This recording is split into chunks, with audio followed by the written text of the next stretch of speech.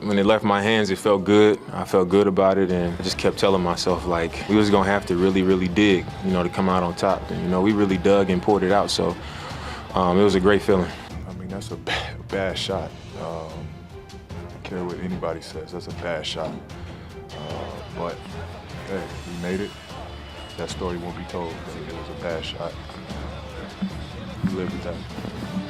I was just waving goodbye to him. After game 3, you know, Dennis Schroeder was out there pointing to his wrist. They was out there doing all these celebrations and doing all this stuff, and we kept our composure. And after one win, that was what they decided to do. And we was just like, okay, what we want to do is win 4 games. And then when we win those 4 games, it's not going to be nothing to talk about. So that's what that was. Dame, Joe Freeman at the Oregonian. Would you say that's the best game you've ever played, your best performance? I don't know. I played a lot of games. I think that's probably the best. Remember, they were just 5 for 33 and 5 for 28. And finished by Damian Lillard. A floater. It's a basket. We saw that throughout this series, especially in the third quarter, game 4. Lillard looking for a foul, buries it 3 anyway. Felt some contact on his back. Lillard has hit some long-range bombs. Ferguson on him. Here's Lillard, little turnaround three. Man, did he hit some tough shots. Which is pick and roll right here. That's worked well for Billy. So nice adjustment by Coach Donovan there. There's no adjustment for that, though, man. I tell you what, he just knocks off the bigger defender. Run of shooting by the Thunder continues now. They've made 10 in a row. Here's Lillard. He's hit another one. My goodness, the degree of difficulty on these shots in this quarter is off the charts. Westbrook attacks. He scores. Is fouled and 1 for Russell Westbrook. 11 straight makes for Oklahoma City, and look at these shots Lillard is making. I mean, he gets fouled on that. He actually shoots it. But boy, this is a nice, quick move by Russell Westbrook. I like Russell tonight. Brian. Right into the hands of Noel, and what a finish on the putback by Russell Westbrook. Out there on the perimeter, never had the handle. Into the hands of Lillard. Lillard scores the layup. Pick and roll so the guards aren't coming out clean, except right there he comes out clean. You can't give that shot to Lillard. Wow, he rejected that pick, came out clean and knocked it down. But every time you get those small guys on you for chance, you got to force them to foul you. Nice drop.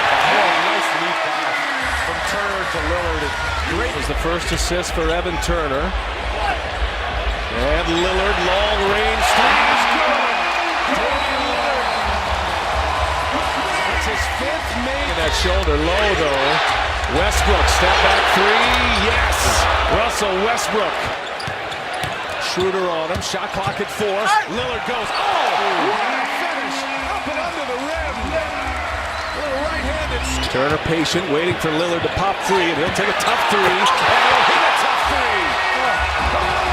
What a half for Damian Lillard. This game 5, he was 0 for 7 in the second half of game 4. Lillard hangs, scores on the left hand. Quarter in game 4. So here's Lillard, gets up the first shot, and it is true. Right down the pipe. Damian Lillard now with 37. See switching, and they ran down on Cantor and gave McCollum that 3. As you see, Russ Westbrook just played bully ball over McCollum, but sides the ball. Offense, be careful, don't drive to pick up your 5th foul. Ooh, you see Russell just taking right to the front of the rim. 7 from behind the arc. Lillard hits it in the spots. Damian Lillard on fire. 42 points. He's got a 3. Thunder by a pair. Westbrook hangs and scores. 2 run. Had a 9-point lead with 3.5 to go in the 3rd. And now Westbrook feeling it. Westbrook shoot those jumpers. Lillard for 3. It's down. Damian Lillard, 3-pointer number 9. Sets a new Blazers franchise record in the playoffs. Breaks his own record.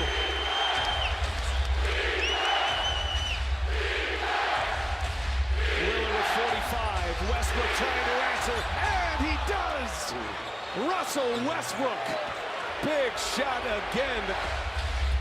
George on the tape, George scores. Man, what a tough shot for Paul George. Paul goes up high for that board. C.J. McCollum working on Westbrook. McCollum, yes, big shot. Lillard kicks it. McCollum, little teardrop. He's good. Off the glass. It's regulation. George on McCollum. This is a long two for the tie. Westbrook gives it to George. George will fill the mid-range, and he hits it. And the Thunder regain the lead. And Terry Stotts. Thunder trying to do something they haven't done in a while. They've lost their last 11 road playoff games. You got to go back to the 2016 season, Western Conference Finals against Golden State. They beat them by 6. Westbrook went for 27, had 12 assists. Here comes Damian Lillard on the take, spins it out the window, and we have a tie again. What a finish by Lillard. He's got 47. And they went 2 for 1, so they're guaranteed the last shot here this game. Westbrook takes up Aminu. Westbrook, no, and it's Aminu with the rebound. Chance right here. Shot clock is off. Portland has a timeout. Lillard, a chance to send the Thunder home. Lillard, long range three. It's good!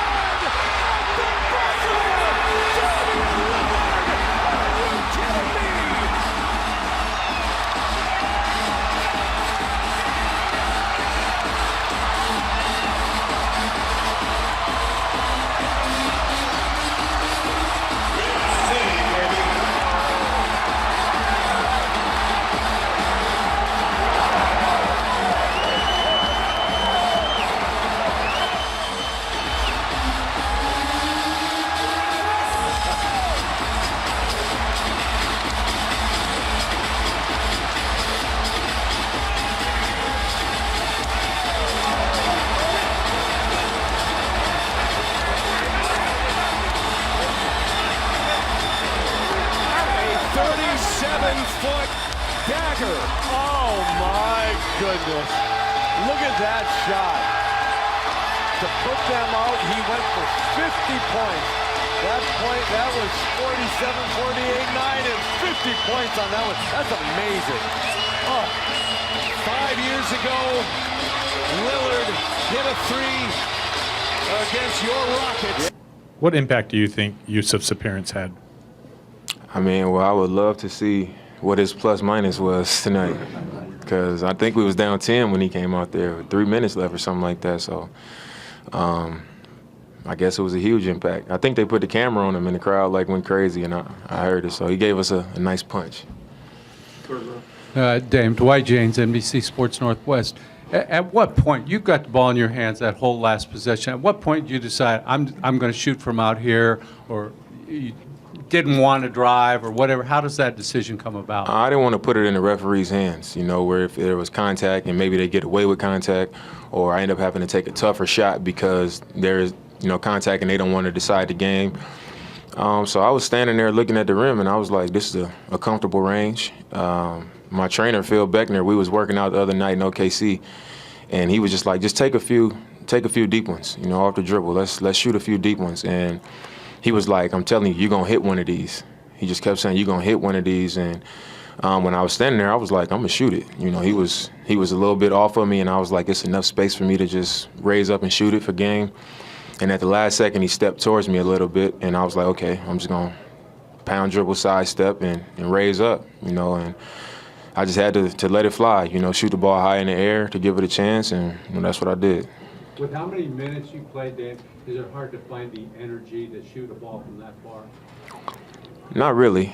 I think a lot of times those situations are handled way before the time comes. In the summer, I think when you truly prepare yourself and you put yourself through those types of things with training and conditioning and things like that, when you cheat yourself, you fail in those moments. You crash. And when you really put the time in, and whether people see it or whether people know it or not, it always come to light. And I didn't even know I was going to play that many minutes. You know, the first half, coach just didn't take me out. Then I played the whole third, and it was just on the fly. He just decided to do it randomly, and I was prepared for it because of the way I approached my stuff in the summer.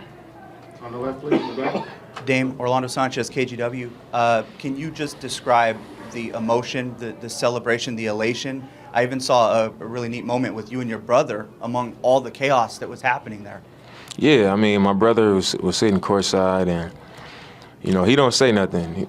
My brother's like me. We just we keep our composure. We put the work in. You know, we really believe in what we do. We believe in ourselves, and that was it coming out. You know, it's been a lot of back and forth, a lot of talk, and all this stuff, and that was the last word. That was having the last word. On the right, third row. Dame, Sean Hyken, Bleacher Report. You obviously played the whole first half. Was there any conversation at halftime about like you might have to play the whole 48 minutes, or if you know when you might rest or when you might get taken out or any of that? No, I mean, like I said, he didn't even tell me in the first half. He was just like, at the end of the first quarter, usually I come out and he was like, when he said the lineup, he was like, all right, Dame, you staying in. And then I played the whole second, and at that point I was like, I guess I'm just going to play the whole game because I know I played the whole third quarter.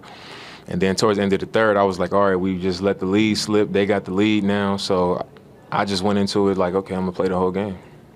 On the left here. Casey Holdall, Trailblazers.com. Damian, you guys talked about after the last game about just keeping it to yourselves, not talking to anybody else. It looked like after you hit that shot, you waved to the Oklahoma City bench. Could you just describe that moment and then just kind of the emotion, what you were thinking at that point? I mean, the series was over. You know, that was it. And I was just waving goodbye to him. And I think after game 3, you know, Dennis Schroeder was out there pointing to his wrist. They was out there doing all these celebrations and doing all this stuff, and we kept our composure. And after one win, that was what they decided to do. And we was just like, okay, what we want to do is win 4 games. And then when we win those 4 games, it's not going to be nothing to talk about. So that's what that was. Third row. Dame, Joe Freeman at the Oregonian. Would you say that's the best game you've ever played, your best performance?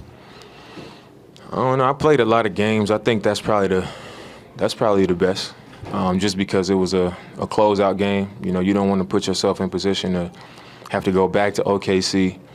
You know, they believe in. They just stole one here, and now it's, you know, even more pressure on us in a Game 7 at home. We were down double figures under 5 minutes. Everything was looking like we was going back to OKC. So just to be able to come up big, you know, not just me but our team, to be able to come up big and to bite down and make all the plays defensively, come up with the rebounds. Steph had a huge defensive possession, coming up with a steal and a loose ball. Mo making free throws down the stretch. You know, all of those things that we did to give ourselves a chance to win was huge. And my part in it, I think, was probably my most important performance. Back on the left. Can you describe the range of emotions in the last year from getting swept in the first round to Nurk's injury and CJ's injury and, you know, the last 15 games of the year to tonight, getting through the first round and knowing your season's still going? I think my message has been the same from the moment that we got swept. I just kept saying, when you go through stuff like that, in our locker room, we got good people. You know, we got a great environment every day. We do things the right way. We work hard. We do everything to give ourselves the best chance. And to go into the playoffs last year and have that type of experience, in my mind, you know, I didn't feel bad for myself. I was like, I'm just going to accept responsibility that we didn't play well. It was embarrassing, but when you go through stuff like that and you stay together and you keep working, you keep believing in what we do. You know, our purpose, what we come into training camp saying to each other, what our coaches are saying, the unity that we have. You know, if we stay true to that and keep believing in what we've built up here, there's going to be something waiting for us. You know, you don't go through stuff like that when you got a group of good guys that work hard and do things the right way. And in my mind, I was just like, man, something down the road is going to work out for us if we just stay with it and keep our minds right. And I think this is the beginning of that.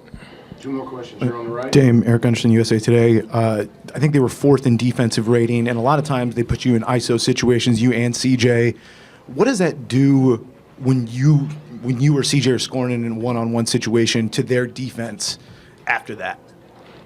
I think it's just a handful, you know, when it's one-on-one. I think our coaches did a great job coming in of even in pick and rolls, we were just trying to give ourselves as much space as possible. So on the weak side, we had 2 guys flat, you know, spaced out, so we had room to work. And I think that ended up being great because tonight they came out switching. You know, we had a lot more one-on-one plays than we probably had the entire series. But the fact that our spacing was that way, it left guys on the island. So we was able to get around them, and when we got around them, it was such a long distance for guys to go to help out. You know, if it's a guy in the corner, in this ISO situation, we get around him, he's helping off the corner, and he's all the way in the paint. So it was times where their coverages and their rotations made the play for us. It was, you know, Chief open in the corner, Mo cutting behind his man helping, you know, and if not, we was getting to the rim or being able to draw fouls. So I think it worked out for us. Last question up front center. Damian, Jared Cowley, KGW. You got a big assist from Nurkic, but also from Enes Kanter. He played hurt, maybe a shoulder separation. How meaningful was it for him to play through that and give you the contributions he did? It was huge. You know, he had a lot of great defensive plays at the rim with verticality. You know, guys coming downhill at him, and he was impacting the ball. Guys going up, he's changing shots, coming up with extra possessions, tipping balls, finishing in the paint. He just did a lot of things, and just, you know, even after he got fouled and hurt his shoulder, he came down and hit free throws. And it was just a grinded out game. You know, I think from top to bottom, everybody that touched the floor tonight showed their toughness. And, you know, he was one of the main guys that did.